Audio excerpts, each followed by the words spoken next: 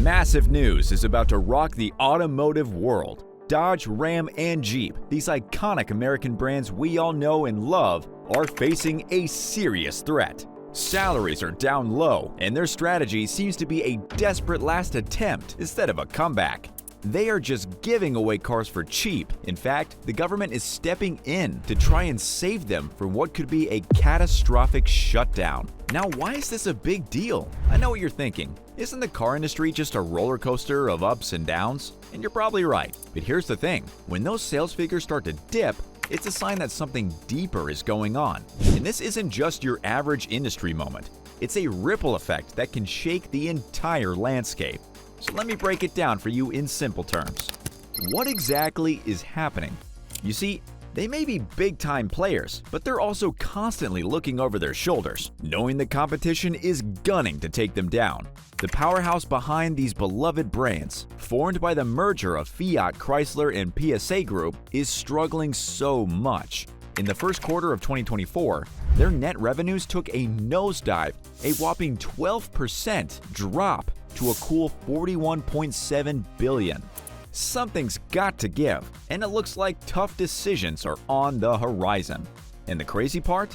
Jeep and Ram have been shaking things up by expanding their lineups and introducing some seriously pricey models. I'm talking about the luxurious $67,000 Grand Cherokee. That's one heck of a price tag for an SUV. The market can't take it anymore. But Stellantis? Well, they've got a plan. And clearly, these brands are trying to compete in the premium vehicle segment. But is it a smart move? Is it too risky? When you stroll through the Dodge, Ram, and Chrysler showrooms these days, it's like stepping into a whole new world. The price tags on these vehicles are climbing higher and higher. And it's got me wondering if the average Joe is going to be able to afford them anymore. Take the Jeep Compass, for instance. The base model, the North Edition 4x4, will set you back a cool $47,000. Maybe that is why the sales have been dropping. And look, it's not just the entry-level models feeling the pinch. Even the iconic Chargers and Challengers, those legendary American muscle cars, are seeing their sales drop, like 11% and 34% drops. It looks like the age of the affordable high-performance ride might be coming to an end, folks. So, what's really behind all of this? Well, some analysts say that ever since the European corporations took over, legendary names like Jeep and Dodge are being controlled by people who don't know the US market. It seems that Stellantis is making some bold and often controversial moves, and it's putting the future of these beloved brands in jeopardy. They're betting big on electrification, following European market trends, but in North America, where long distances and extreme weather are the norm, the transition to pure EVs could be a tough sell. And with sales plummeting across the board, from Jeeps and Rams to the family-friendly Pacifica, the challenges facing this automotive titan are downright daunting. But when I say Stellantis is actually making some serious investments in EV development, I mean aiming for 75 electric vehicle nameplates by the end of the decade. And they've got some promising contenders already, like the Jeep Wrangler 4xe plug-in hybrid. It's the perfect blend of off-road capability and eco-friendliness, a true game-changer for the thrill-seekers out there. The question is, can Stellantis find the right balance between embracing electrification and keeping their traditional gasoline-powered models alive and kicking? It's a delicate dance, for sure. But if they can nail it, they might just be able to navigate the turbulent road and come out on top. Only time will tell, my friends. But one thing's for sure, it's going to be one wild ride that we just can't ignore for our own sake. What's really at stake here is a whole lot more than just selling fancy vehicles. It's about transforming the way people perceive these iconic marques. When Jeep, Ram, and the rest of the Stellantis crew start loading up their models with all the bells and whistles, they're not just peddling cars anymore. Oh no, they're selling you an entire lifestyle, an experience that's as luxurious as it is adventurous. Think about it. When someone puts down $67,000 on a tricked-out Grand Cherokee, they're not just buying a means of transportation. They're buying into the idea of conquering both the urban jungle and the great outdoors, all while surrounded by top comfort and capability. It's like a high-stakes poker game for Stellantis, and they're going all in on these upscale offerings. If they play their cards right, we can see their legendary brands rubbing elbows with the fanciest names in the automotive world. But as of now, this grand plan doesn't seem to be panning out quite as they'd hoped. The aftermath. You see, the cost of living crisis is hitting us all hard, and it's putting a serious dent in our car buying dreams.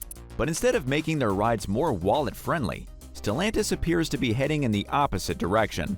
They're doubting down on the premium experience, banking on the idea that people will still shell out top dollar for that sense of adventure and luxury. Now, there are some potential benefits to the strategy for Stellantis. By focusing on the high-end market, they can enjoy fatter profit margins on each car they sell. And with fewer vehicles to churn out, they can potentially streamline their production and labor costs. But the real question is, will this gamble pay off, or will they end up leaving their customers out in the cold?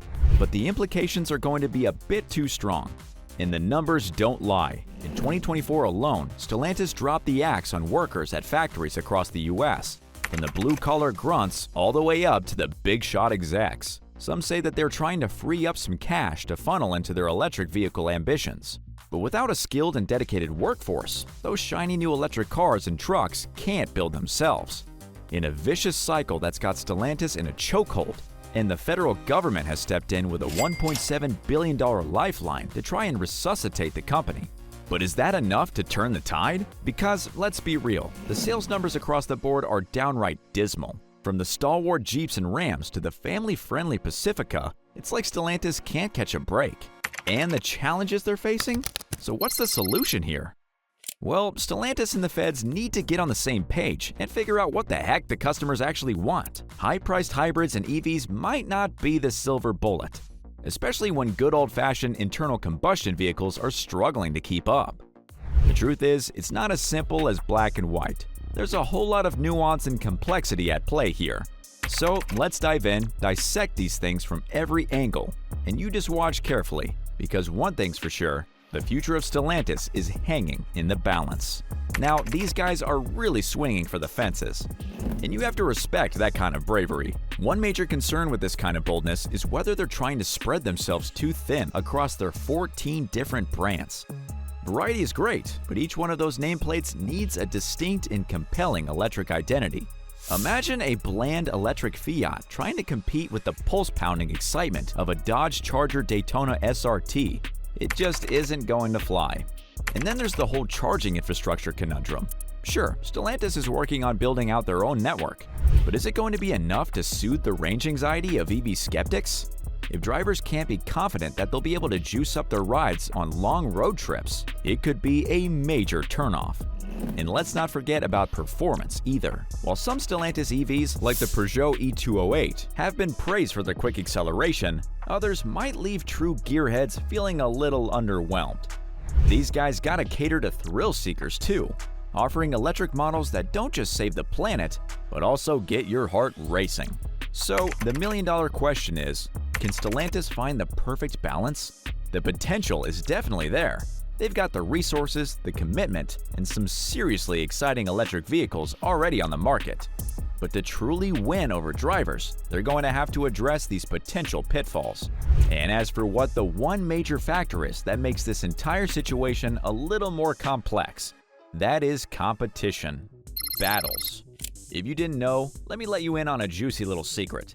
The EV market is in the middle of an all-out price war that would make the Wild West look like a tea party. It's a cutthroat world where profit margins are thin and the big-name automakers are trapped in a classic catch-22 situation.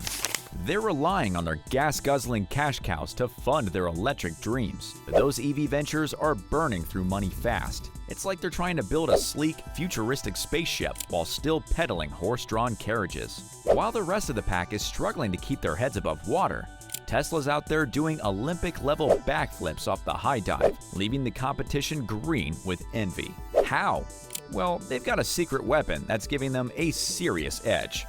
You see, Tesla's churning out EVs like they're flipping burgers, spending only around $30,000 per car on key components, like glass, battery packs, wheels, and tires. Meanwhile, the other EV makers are shelling out a whopping $17,000 more per vehicle for the exact same stuff. But it gets even crazier. Tesla's not just saving a bundle, they're wielding their cost advantage like Thor's mighty hammer in the EV market. They're slashing prices left, right, and center, leaving the competition scrambling desperately to keep up. It's a high-stakes game of automotive one-upmanship that's keeping us all on the edge of our seats. Remember that wild ride we all went on back in early 2023? Tesla dropped their prices by a whopping 20% on some models, sending shockwaves through the EV market. It was like Black Friday came early, but the only ones celebrating were the die-hard Tesla faithful. For everyone else, more like a Black Monday ambush. Profit margins got squeezed tight. And it wasn't just the automakers. Even the suppliers found themselves caught between a rock and a hard place, scrambling to keep up with the ever-changing EV landscape, while still supporting the old-school combustion engines and those pesky hybrids in between. So, what's a good old-fashioned traditional car company to do in the midst of this electrifying chaos? Well, they're pulling out all the stops, my friends. We're talking about the incentives that'll shock you, and pricing strategies so aggressive they should come with a warning label and a side of Tums. But here's the million-dollar question Stellantis has to figure out. At what cost? Look, they're feeling the downfall, and their wallet's screaming loudly. They can't just do what Tesla's doing, and they can't just let their customers go to their rivals. So this is one of the biggest reasons why they're resorting to those high-end pricing tactics. Desperate times call for desperate measures, right? Think about it. You're slashing prices left, right, and center. But the cost of actually building these high-tech marvels isn't getting any cheaper. It's like trying to fill a bathtub while the drain's wide open. Exhausting and ultimately pointless. This financial squeezing is putting the brakes on Stellantis' ability to invest in the future, and in an industry that moves faster than a rocket, falling behind in R&D is like admitting defeat. But this price war isn't just hitting Stellantis in the wallet, it's messing with everything. So why is it so hard on them? And how big of an issue is it really? Well, the short answer is that this might be the end. Let me explain. The only way out. Stellantis knows that the first thing they need to do is optimize their production and supply chain. It's like taking a race car, stripping out every unnecessary pound, and then fine-tuning it to perfection. By finding those little pockets of efficiency and tightening things up, Stellantis can shave off costs without sacrificing their legendary quality. This means they can offer customers killer prices while still keeping those profit margins as healthy as a horse. But there's another option. You see, Stellantis can also go ahead and conquer some new frontiers. Maybe there's a less crowded market out there, a little niche that they can swoop into and dominate. Or perhaps there's a booming segment, like premium SUVs or electric trucks, where they can plant their flag and become the undisputed king of the hill. Remember that whole Jeep electrification strategy? That's exactly the kind of bold, strategic shift I'm talking about. A brilliant move to position themselves as a frontrunner in the electric vehicle race. But there's one more thing you need to understand, because options are only true on paper. People are already calling it a lost fight, and while that's still up for debate, there's definitely some truth to it. The lost cause. Analysts are saying that they need to ditch the old lowest price wins strategy and start shouting about their killer heritage, cutting-edge designs, and laser focus on quality. Imagine premium SUVs packed to the brim with game-changing features that make your daily commute feel like a lavish cruise. We're talking advanced driver assistance systems that practically drive themselves and fuel efficiency that'll have you grinning, or at least less winching at the pump. This wow factor is sure to grab the attention of discerning drivers who appreciate a truly exceptional ride. But their customers and the people are saying, when it comes to reliability, Stellantis has been a bit of a mixed bag lately. A roller coaster ride of both triumphs and tribulations. Take Dodge, for example. According to a recent J.D. Power study, these muscle cars are defying the odds and surpassing the industry average for dependability. On average, Dodge vehicles experience a mere 172 problems per 100 vehicles, outperforming the industry standard of 186. Can you imagine cruising down the highway in your Dodge Charger with the iconic Hellcat Hemi purring under the hood and feeling confident that you're less likely to encounter any pesky mechanical issues? It's like a dream come true. But while Dodge might be bucking the trend, they still lag behind some key rivals. Brands like Kia and Toyota consistently rank higher in reliability surveys. And let's not forget the king of dependability, Lexus, boasting an impressive 133 problems per 100 vehicles. That's some serious automotive serenity right there. Heck, even Dodge's American counterpart Chevrolet beats them when it comes to reliability. And what about the Ram trucks, you ask? Well, the picture gets a little blurrier there. Ram trucks hover just below the industry average, with reports of around 189 problems per 100 vehicles. Not terrible, but not exactly stellar either. So, Stellantis has some work to do to really cement their reputation for reliability and quality. And let's not forget Jeeps, those legendary off-road beasts that'll conquer terrain most vehicles wouldn't dare to touch. But here's the catch, my friends. With great off-road prowess, often comes a few reliability gremlins. Jeep owners are hard fans, usually willing to trade a couple potential headaches for the sheer thrill of dominating any trail that dares to cross their path. But even the most die-hard Jeep enthusiasts have their limits, and it seems like the brand is pushing those boundaries a bit too far lately. Just take a look at the recent recall over 211,000 Jeep SUVs and pickup trucks. The culprit? A software malfunction affecting the all-important electronic stability control system, a crucial safety feature that keeps those blurry Jeeps from taking a nasty tumble on the rocky roads. And let's talk about the Wrangler, which hasn't exactly been without its fair share of challenges. And that dreaded death wobble. Imagine you're cruising down the highway, minding your own business, when suddenly your Jeep starts shaking like a wild bronco. Now, the experts have done their homework, and it turns out this nasty little problem is often caused by worn or damaged front-end components, like the track bar, tie rods, ball joints, or steering linkage.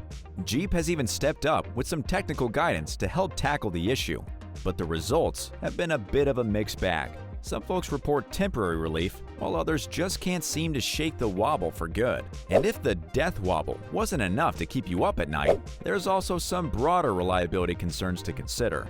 According to the data hounds at J.D. Power, the Wrangler consistently ranks below average when it comes to overall dependability. We're talking everything from electrical gremlins to powertrain problems. Not exactly the kind of thing you want to be dealing with in your daily driver. So sticking to the reputation might be a bad idea, because it might as well go downhill if they keep doing this. But what do you think? Let us know in the comments. Thanks for watching, and I'll see you next time.